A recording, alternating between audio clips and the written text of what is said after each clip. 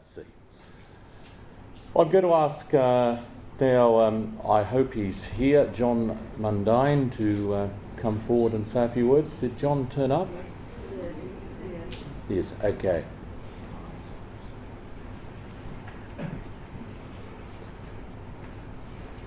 Would you please make John welcome?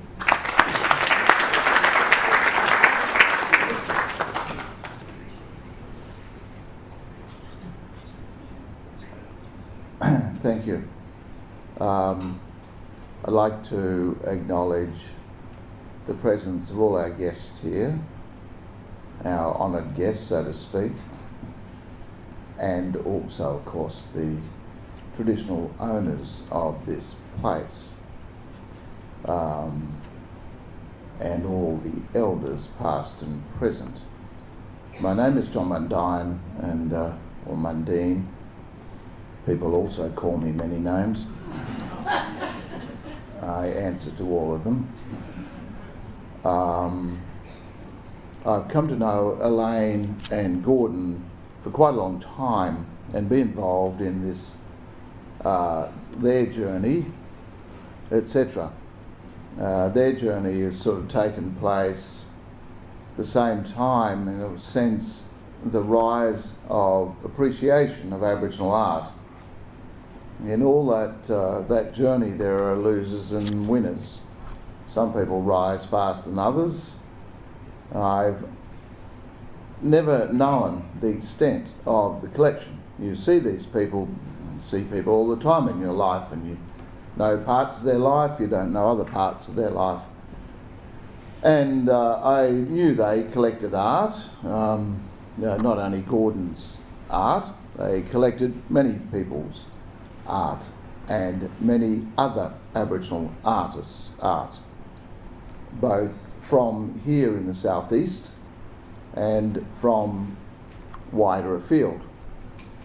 Their eclectic collection is very much that, as is most people's private collection. Nobody can tell you what to buy. You buy what you like. That corny saying about I don't know much about art, but I know what I like. Anyone who spends their money to collect art is not charged with following fashion or following other people's desires or appreciation. The interesting thing about their collection, though, when I came to look at it some years ago, I curated an exhibition called I, We, Us, the art of Aboriginal people from New South Wales, what's called now New South Wales. And the thing I did was I borrowed quite a lot of artwork from this collection.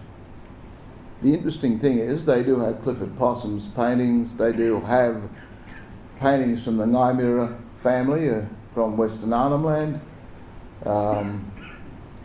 and other bark painters from Urukala. But the strength in their collection is the art of New South Wales. And it's quite often said, when I started about 20 or 30 years ago in this field, they said there is no art made in New South Wales, no Aboriginal art, I mean. Lots of people said there was no art either, anyway. But there's definitely a pointed idea that there was no art, Aboriginal art, made in New South Wales.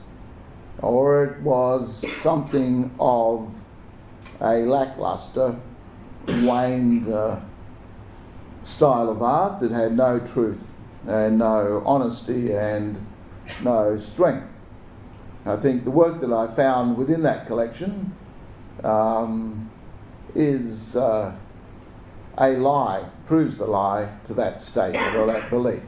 There are many artists in New South Wales, Aboriginal artists. Aboriginal people are everywhere and Aboriginal people do everything. And that includes art. I was just looking at a painting over there from James Simon. When we talk about Aboriginal artists being in biennales and travelling the world, and being recognised. James Simons was in the Sydney Biennale of 1986.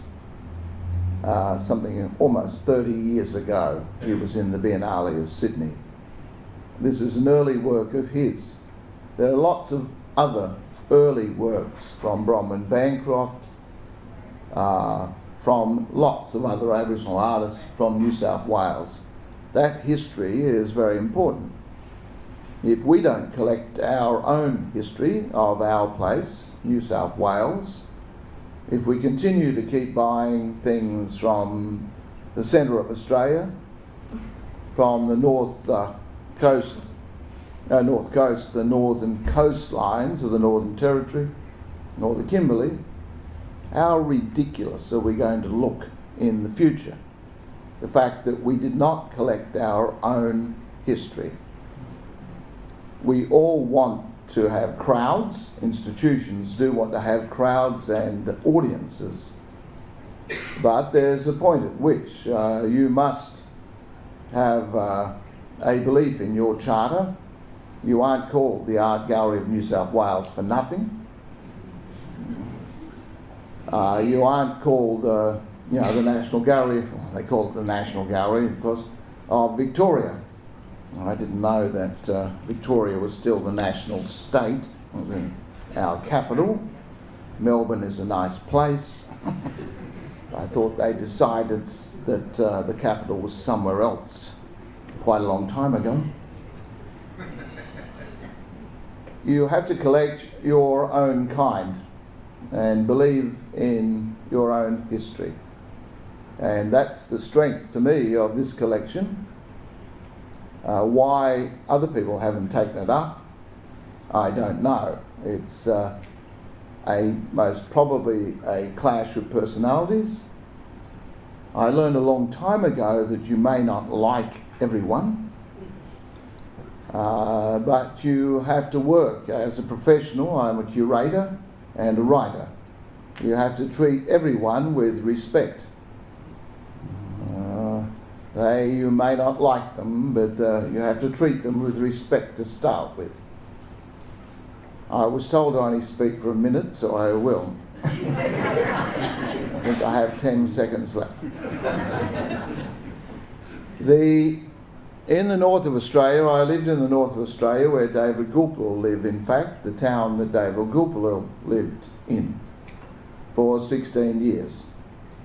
In that place, they have a system where people come together every year to perform rituals, religious rituals and art creating rituals.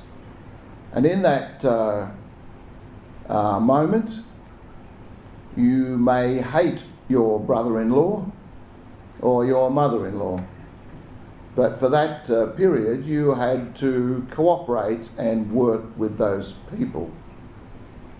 Something most probably some of the parliaments could also take on board.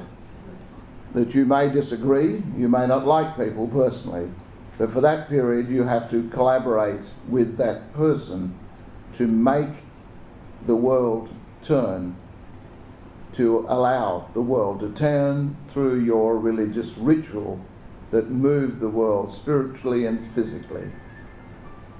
And I think some people here, not here in this audience, not yourselves of course, but some people in these other institutions that people have skirted around, I think they should understand that they should get beyond personalities and see the strength of this collection and do something about saving it before it gets scattered to the wind. Thank you.